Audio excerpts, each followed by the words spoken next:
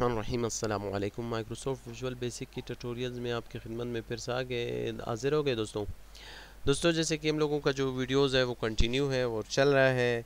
और इंशाल्लाह इस वीडियो में मैं कोशिश करूँगा कि आपको जो बेसिक कमांड्स है वो मैं आपको क्लियर करा दूँ और आगे हम लोग इसकी जानिब आ जाते हैं। इससे आगे हम लोग चलेंगे कि ओके। तो यहाँ पे हमने पिछले वीडियो में ये फॉर्म क्रिएट किया था और कंप्लीट किया था। इसमें इंशाल्लाह हम अपने बाकी चीज़ों को डिस्कस करेंगे। कुछ चीज़ें यहाँ पे है जो मैं आपको बता दूँ, जैसे कि हम लोगों के पास ये आपका लिस्ट बॉक्स है। लिस्ट बॉक्स बेसिकली मैं यहाँ पे छोटा सा लिस्ट बॉक्स ड्रा कर लेता हूँ। अब देखो ये मैंने लिस्ट बॉक्स ड्रा कर लिया है। अगर मैं इस टेक्स्ट 1 की बजाय इस लिस्ट बॉक्स का नाम दे देता हूँ तो वो ऑप्शन, वो कंडीशन जो मैंने इस पे मैं अप्लाई करा था वो इस पे अप्लाई होगा, वो कम्प्लीटली इस पे अप्लाई होता जाए। ओके, लाइक ये मैंने यहाँ पे एक ड्रा कर लिया। इसके अलावा आप यहाँ पे ये जो आपके पास ड्राइव बक्स है, ड्राइव बक्स देखो मैं यहाँ पे एक ड्रा कर लेता हूँ। लाइक ये मैंने यहाँ पे एक ड्रा कर लिया। ओके, तो इसमें आप अपने फ़ॉन्ट की सा नेम वगैरह भी इसमें इंसर्ट कर सकते हो, ऐड कर सकते हो। इसके अलावा यहाँ पे आपका ड्राइव बक्स है, यहाँ पे मैं छोटा सा ड्राइव बक्स भी ड्रा कर लेता हूँ। ये देखो ड्राइव बक्स इस तरह होता है कि आपके अपनी जो आपका फ़ाइल है यानी फ़ोल्डर, आप इसको कहाँ पे सेव करना चाहते हो। आपको अक्सर ये ऊपर इस तरह का शक्ल में नज़र आ जाता है कि भाई इसको कहाँ पे सेव करना चाहते हो।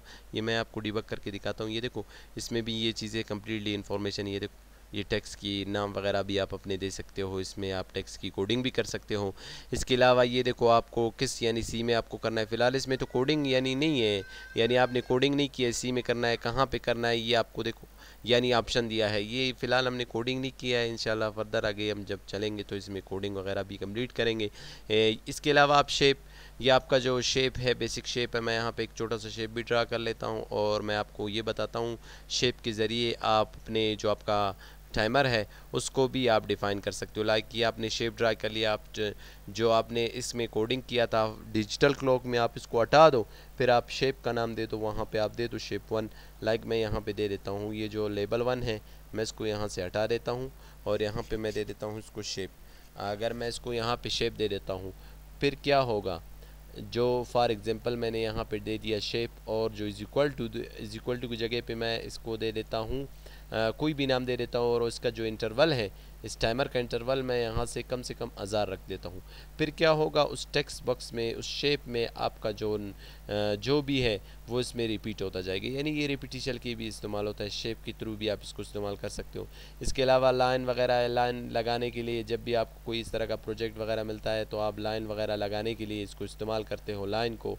और ये आपका यानी डेटा को स्टोर करने के लिए, यानी आपको कोई भी बटन वगैरह ऐड करने के लिए आप इसको इस्तेमाल कर सकते हो। कि ये बटन है, ठीक है।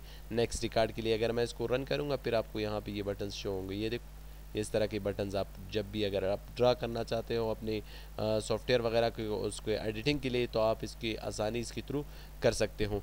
इसके अलावा आप इमेज वगैरह, अगर इमेज वगैरह लाना चाहते हो, ये मैं आपको फर्दर इन चीज़ों का यहाँ पे बता रहा हूँ, फिर आपको ये मसला नहीं बनाएगी। इमेज वगैरह ड्रा करने के लिए फिर आप अपने प्रॉपर्टीज़ में आके यहाँ पे इमेज को सर्च करोगे, इमेज भी इसमें इंसर्ट कर सकते हो। इसके अलावा इसमें एक और चीज़ मैं आपको यहाँ पे बता दूँ, ये हम लोगों के पास एक वो है ओएलई ऑब्जेक्ट, जैसे कि हमने वो एक्सेस भी पढ़ा था। ओएलई ऑब्जेक्ट जैसे आप ड्रा करोगे आपके साथ ये कंप्लीट एक इक्वेशन का लिस्ट है एक्सेल का।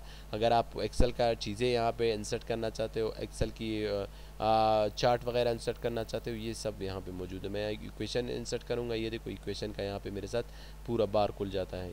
ये दोबारा मैं इंसर्ट करूँगा, ये देखो आप इंसर्ट करोगे, आप यहाँ से इक्वेशन को इंटर कर लो और यहाँ से इसको यस कर लो, तो आपको यहाँ पे ये देखो ये इसने इक्वेशन का वो क्रिएट कर दिया। मैं यहाँ से इसको नो करूँगा तो वो वापस चला जाएगा, मैं यस करूँगा तो मैं यहाँ से इसमें आसानी से इंसर्ट भी कर सकता हूँ। यस करूँगा और दोबारा मुझे मैसेज देगा यस का। ये मेरे सिस्टम में एरर आ रहा है, इस वजह से आपके सिस्टम में ये आपको ऑप्शन नहीं देगा।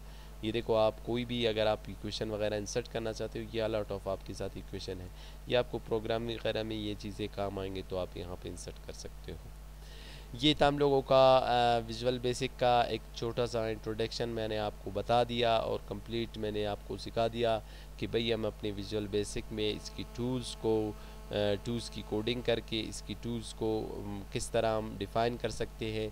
वैसे तो विजुअल बेसिक बहुत लेंथी है, बहुत लंबा है, अगर आप इसको देख लो तो विजुअल बेसिक जो है ना ख़त्म होने के बराबर है, क्योंकि इसके ऊपर की टूल्स है, इसकी जो मेन्यूज़ है कंप्लीट आपकी मेन्यूज़, क्योंकि हम लोग ये प्रोजेक्ट वगैरह बनाएंगे टूल बॉक्स से, और यहाँ पे हम लोग उसको फ्लोट वगैरह करेंगे, प्रोजेक्ट लेंगे, फॉर्म लेंगे, तो काफ़ी लेंथी है।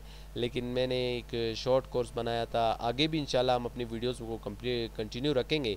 मेरा यही है वो है कि हम कैलकुलेटर भी इसमें डिफ़ाइन करेंगे, मैं कैलकुलेटर भी मैं आपको बताऊंगा, साइंटिफिक कैलकुलेटर है और सिंपल कैलकुलेटर, ये चीज़ें मैं आपको इंशाल्लाह आगे वीडियोस में बताऊंगा। इसके अलावा हम अपने एक पूरा सॉफ्टवेयर किस तरह इससे बना सकते हैं, लेकिन असल में जो काम होता है ये इसमें मैंने आपको कॉन्सेप्ट दिया, मैंने बुनियादी चीज़ें बताए जो असल में आपको करना था। इससे आगे आपको पढ़ना है तो आप विजुअल बेसिक 2008 या 2010 2012 को स्टडी कर लो, पढ़ लो, तो इंशाल्लाह आपको आसान हो जाएगा और क्लियर हो जाएगा। और मुझे इजाज़त दीजिए, मिलते हैं नेक्स्ट ट्यूटोरियल में। अल्लाह हाफिज़।